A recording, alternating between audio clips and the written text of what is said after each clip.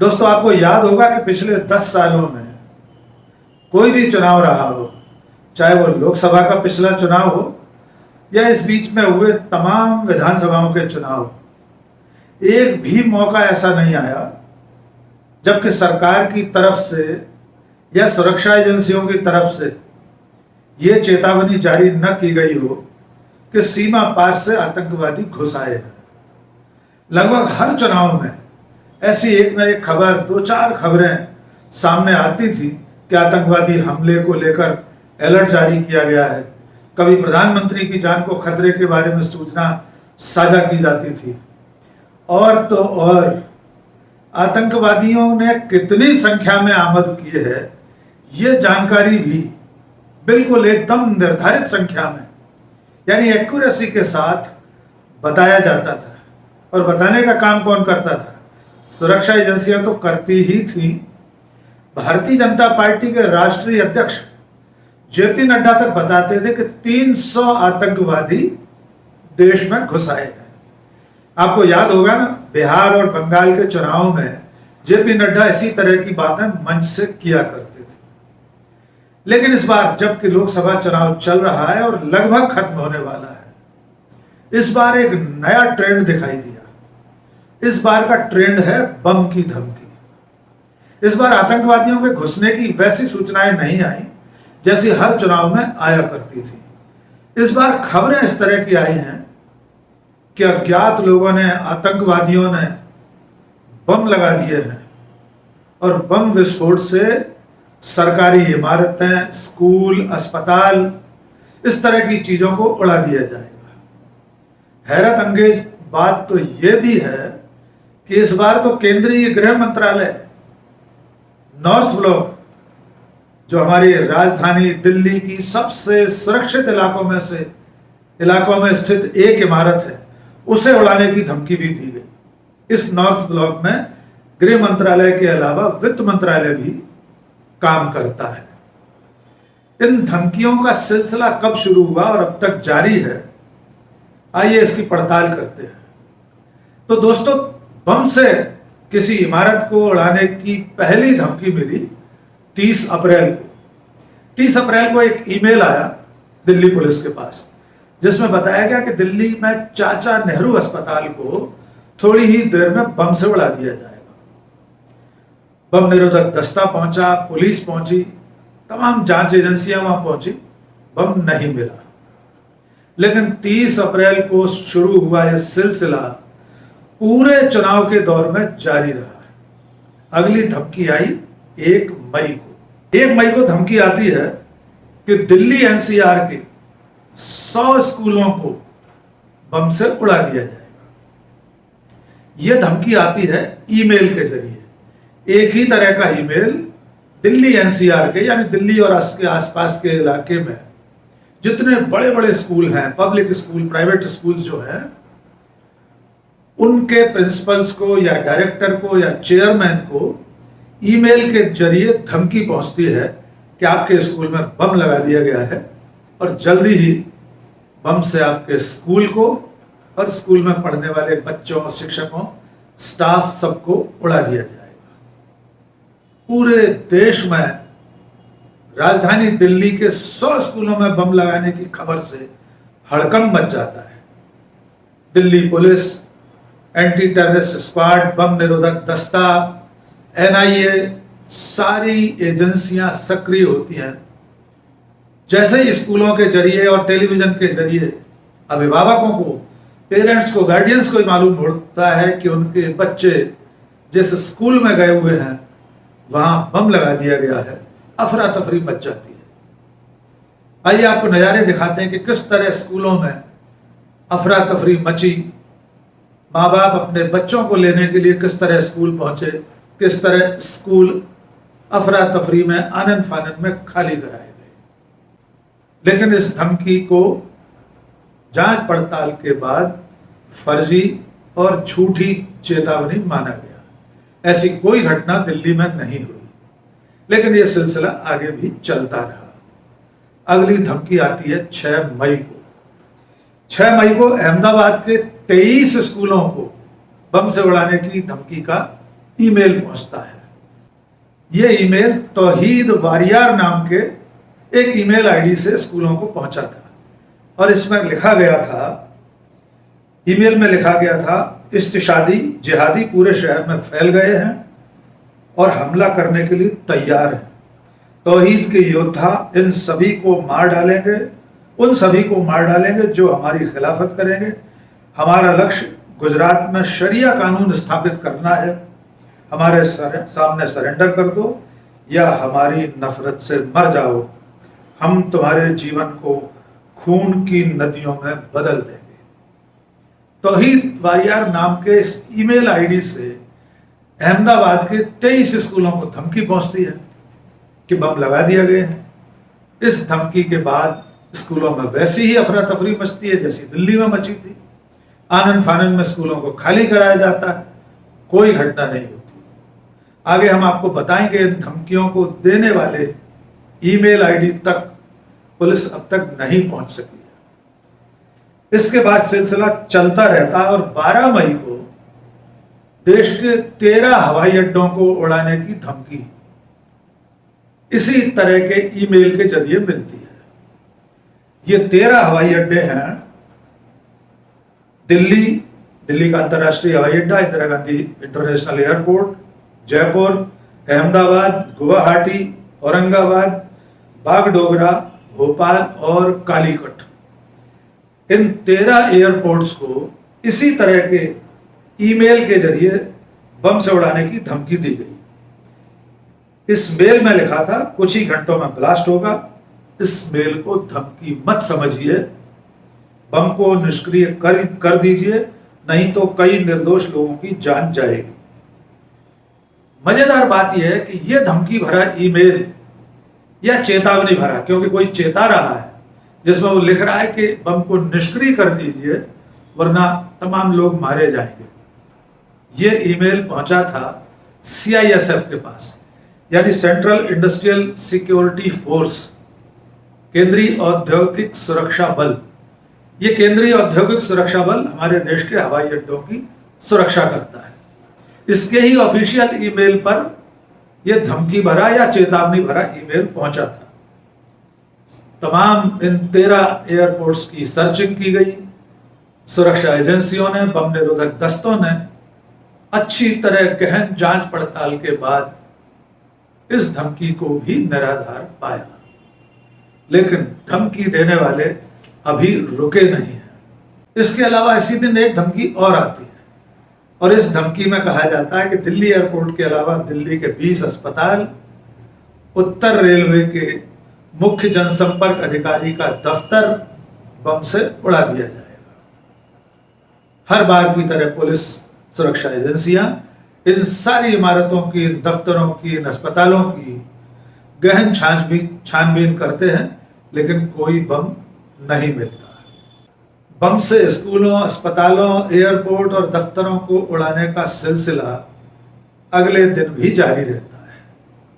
अगले दिन यानी 13 मई को 13 मई को उत्तर प्रदेश की राजधानी लखनऊ और राजस्थान की राजधानी जयपुर में स्कूलों को उड़ाने की धमकी दी जाती है। लखनऊ में 4 स्कूल और जयपुर में 56 स्कूलों के मेल पर ऐसी धमकी पहुंचती है कि स्कूलों को बम से उड़ा दिया जाएगा। इन स्कूलों के नाम भी सुन लीजिए। लखनऊ के स्कूल का नाम है गोमती नगर का विप्योर, सेंट मैरी, PGI और आलमबाग के LPS स्कूल। इसके अलावा जयपुर में जिन स्कूलों को धमकी दी गई उनकी फहरिस्त बड़ी लंबी है, लेकिन इन धमकियों के बाद स्कूल परिसरों को खाली करा दिया गया, बच्चों को घर भेज दिया गया, स्टाफ को बाहर निकाला गया और पूरी तरह छानबीन के बावजूद न तो लखनऊ के किसी स्कूल में बम मिला और न ही जयपुर के स्कूल में बम मिला। इसके बाद 15 मई को धमकी आती है कानपुर के 7 स्कूलों में। वहां भी इसी तरह का ईमेल आता है, वहां भी यही भाषा लिखी जाती है कि कुछ ही देर में आपके स्कूल को बम से उड़ा दिया जाएगा। पुलिस पहुंचती है, डॉग स्क्वाड पहुंचता है, फॉरेंसिक एक्सपर्ट पहुंचते हैं, बम निरोधक दस्ता पहुंचता है, लेकिन स्कूलों में किसी तरह का कोई बम नहीं मिलता।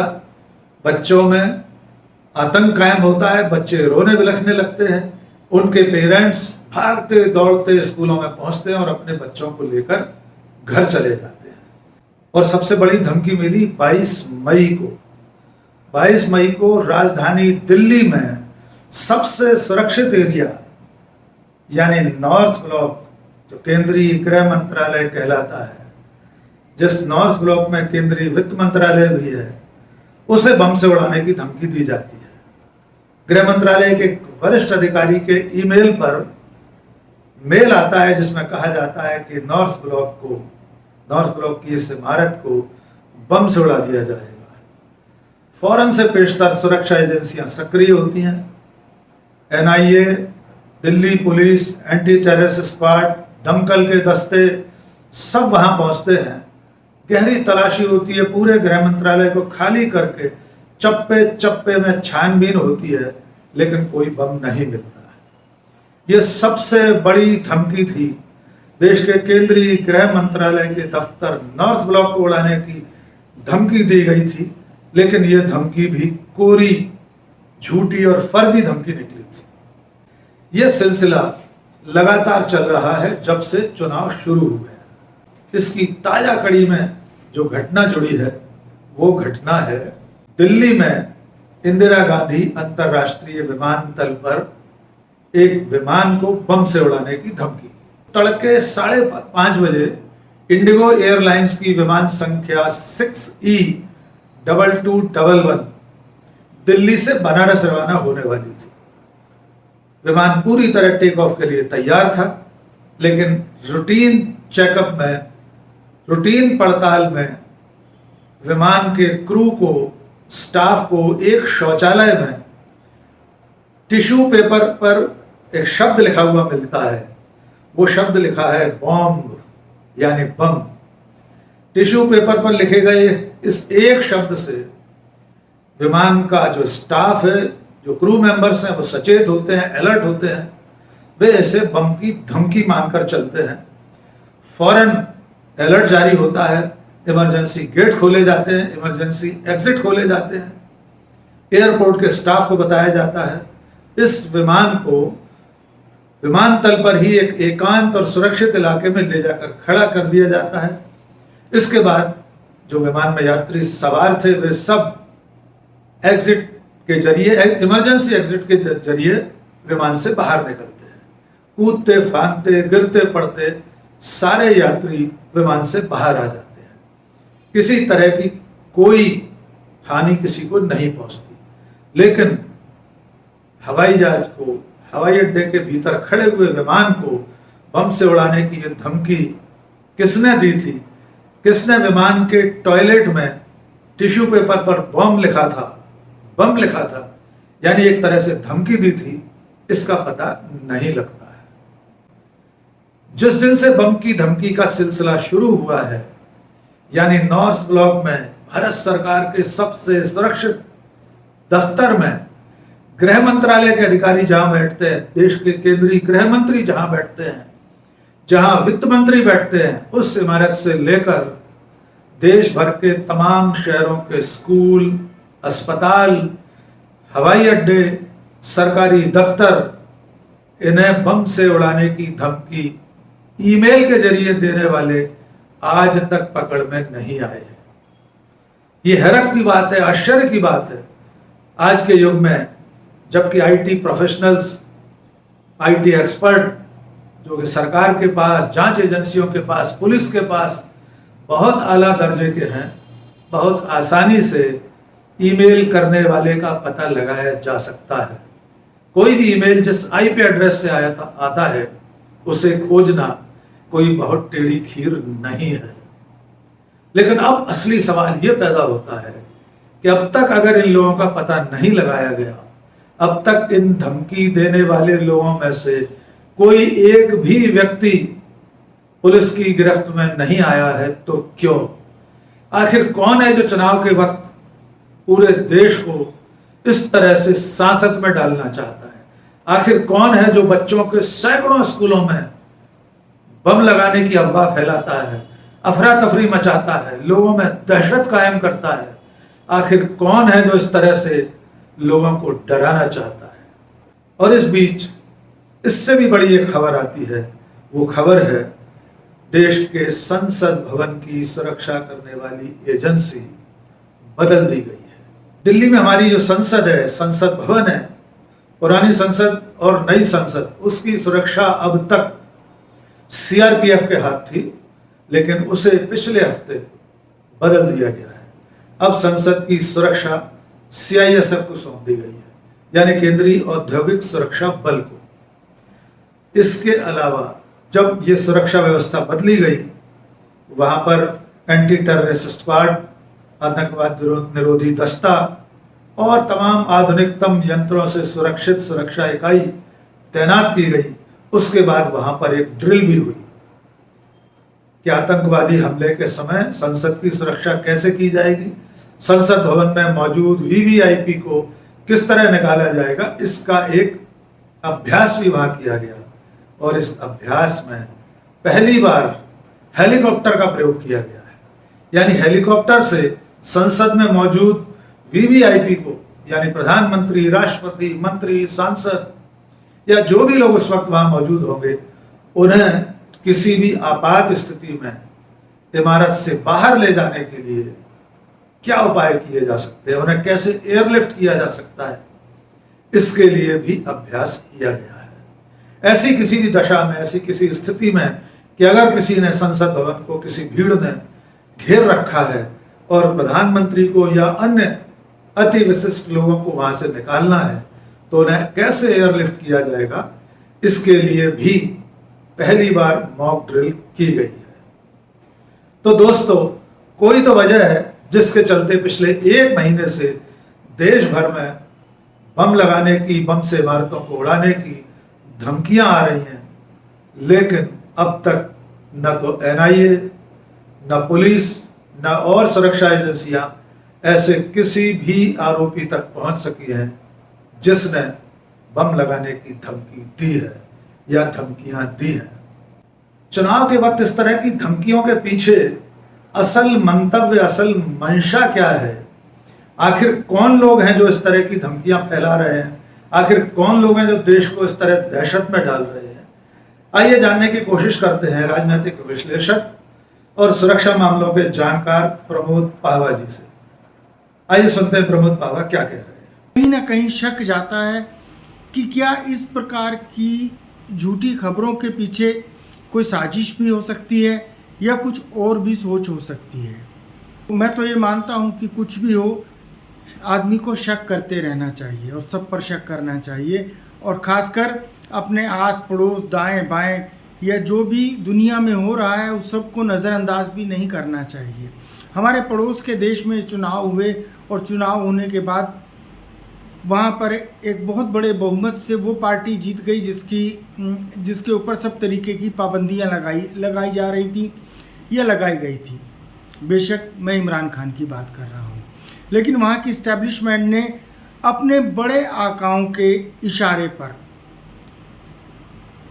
उन लोगों को सत्ता सौंप दी जिनको 20% भी वोटिंग नहीं मिली थी, 17% भी सीटें नहीं मिली थी। लेकिन उस सत्ता को सौंपने से पहले उनको एक भूमिका की आवश्यकता थी, और वो भूमिका ये थी कि देश के अंदर इंसर्जेंसी होने वाली है, अराजकता फैलने वाली है। उसके लिए कहा जाता है कि वहाँ उन्होंने 9 मई का एक वाक़या भी कराया जिसमें कुछ भीड़ ले जाकर अपने ही विरुद्ध कुछ हिंसक कार्रवाइयाँ की, और उसका इल्ज़ाम उन्होंने अपने विरोधियों पर लगा दिया। और अक्सर जितने भी दक्षिणपंथी आप सरकारें देखते हैं या दक्षिणपंथी तानाशाह देखते हैं, चाहे वो इजिप्ट के हों, हमारे पड़ोस के हों, हमारे दाएं बाएं के किसी और पड़ोस के हों, क्योंकि नाम लेना उचित नहीं होता, विदेश नीति का मामला है, लेकिन समझते आप सब भी हैं।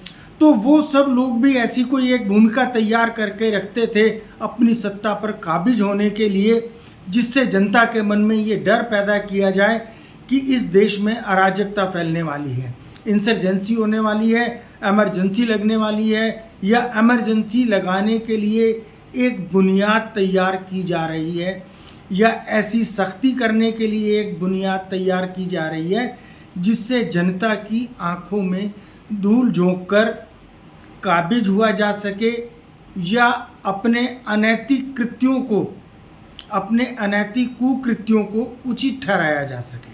कि ऐसा इसीलिए तो नहीं किया जा रहा कि एक ऐसी भूमिका तैयार की जाए जिससे